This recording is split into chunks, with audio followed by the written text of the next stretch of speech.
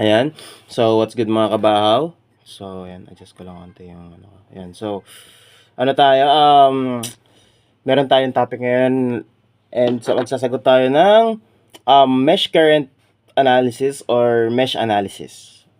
Okay, so, sabi dito sa problem, use the mesh current method to find the power dissipated in the 8 ohm resistor. So, sabi, ano daw, gagamit daw tayo ng mesh analysis para mahanap natin yung dissipated power nitong 8 ohm resistor natin. And meron tayong IO dito, meron tayong isang dependent source dito.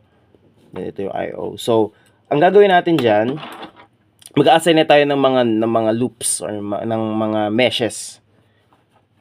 Sabihin natin, choice ko kasi every time na merong voltage source diyan or merong voltage source sa present. Inuuna ko yung loop na may voltage source. So ganyan. This is our I1. This is our I2 and this is our I3. Okay. So ayan, na-set up na natin. So KVL, recall tayo. Since mesh is KVL lang din pero mas advanced, KVL is the summation of voltages going in equal sa summation ng voltages na lumalabas. So, KVL at loop I1 or sabihin natin mesh 1. Papasok siya sa negative terminal, so negative 80. This is plus minus plus minus plus minus. Ayan. Sabihin natin ganyan yung yung magiging like yung polarity ng voltages dito sa mga resistors natin. Plus 16. Ayan.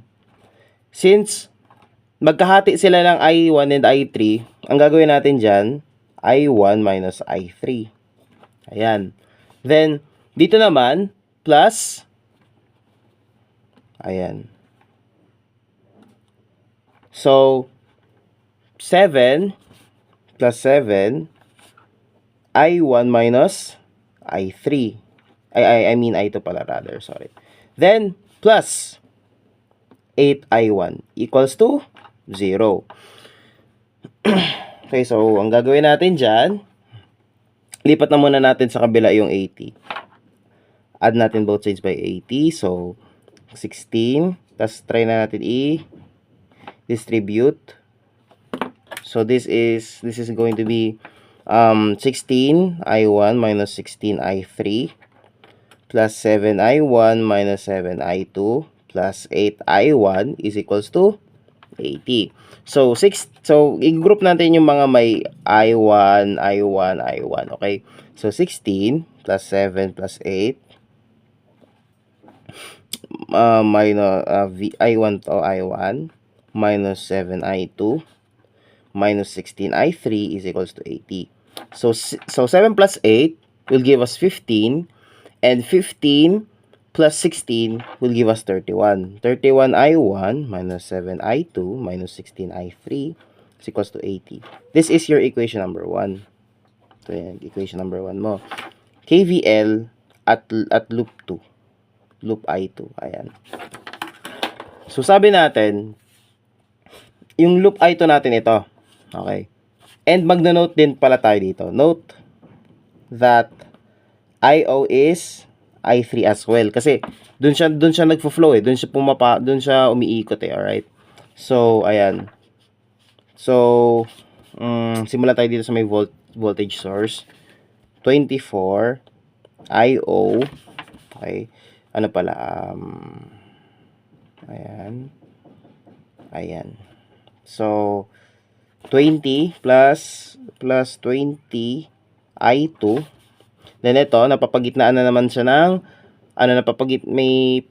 may resistor tayo na napapagitnaan ng loop 1 and loop 2. So, magiging plus 7 I2 minus I1. Then, dito naman, meron tayong 4 ohm dito na pinapagitnaan ng current ay ng ano ng I2 and I3. So magiging plus 4 I2 minus I3 yan equals to 0. Note, now alam natin na yung ano natin, yung IO natin is the same as I3 as well, or I sub 3. So 24 I3 plus 20 I2 plus 7 I2 minus 7 I1 plus 4 I2 minus 4 I3 will give us 0. So, group natin yung mga may I1, I2, and I3, okay? So, ito, negative 7 I1 lang siya, plus 20 plus 4 plus 7.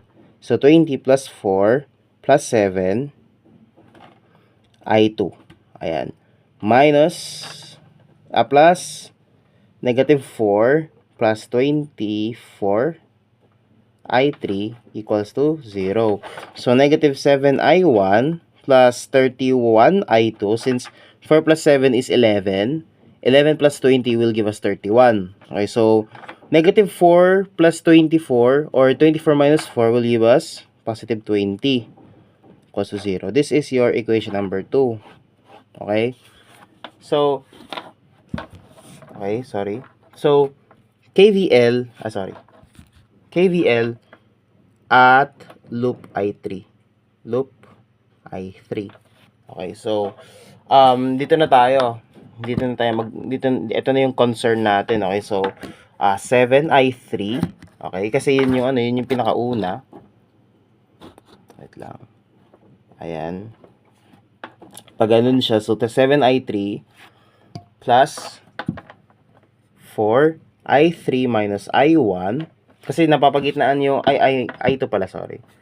Napapagitnaan yung 4 natin ng I3 and I2. So, pwede natin ganitahin yan. Plus 16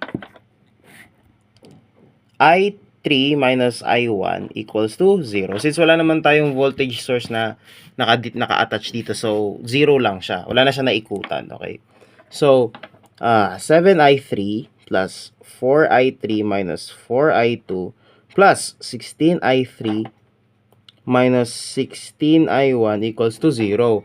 Group natin yung mga may I1, I2, and I3. So, negative 16I1 plus 7 plus 4 plus 16 I2 I3 pala, I3 minus 4I2 is equals to 0. So, 7, 4, and 16. Tama.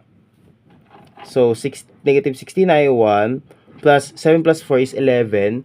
11 plus 16 is 27. 27I3 minus 4I2 is equals to 0. Or, kasi hindi siya nakaayos, nauna natin yung yung I3.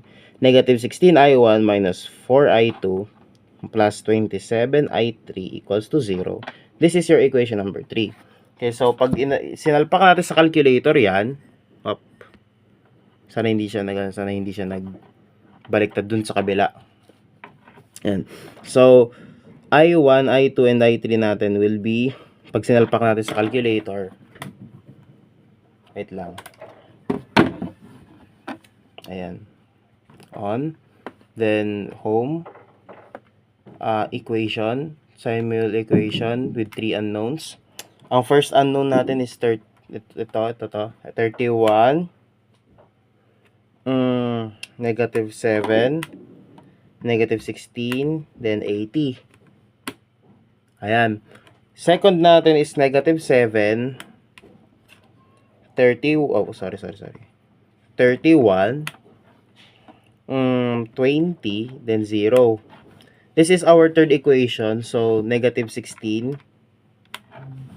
Negative 16. Negative 4. Okay. 27. Then, 0. So, ang current natin is 3.5 ampere. Negative 0.5 ampere. And 2 ampere. Ayan.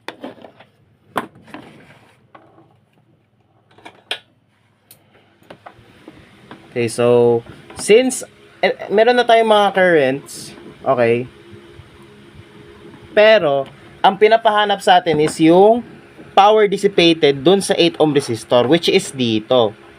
Okay. So, alam natin na ang formula ng power is VI, V squared over R, or I squared R. Pero, since, sabi nga dito, use the mesh current method, ibig sabihin, yung current natin dito sa I1, or yung loop na to, ito yung gagamitin natin para mahanap yung power dissipated dun sa 8 ohm resistor. So, P equals I1 squared R. Kasi, dun naka-place yung dun naka-place yung 8 ohm natin eh. So, 3, ano yung I1 natin kanina? 3.5. 3.5 squared multiplied by 8. So, this is going to be, wait lang. Ayan. So, this is going to be 3.5 squared multiplied by 8. So, this is 98 watts. 98 watts. So, therefore, 98 watts yung na-dissipate na power doon sa 8 ohm resistor natin dito sa circuit na to. And kaya tayo hindi na kaya tayo hindi na nag-redraw dito kasi isang paikot naman na siya eh. Okay. Unlike doon sa node voltage or yung nodal analysis na kailangan mo pa siya i-redraw kasi hindi mo alam kung saan papasok yung current na ng voltage and such. Pero I'll try to somehow redraw other problems na kagaya nito. So ayun lang, sana may natutunan kayo for today. Ayun lang, peace out and babush.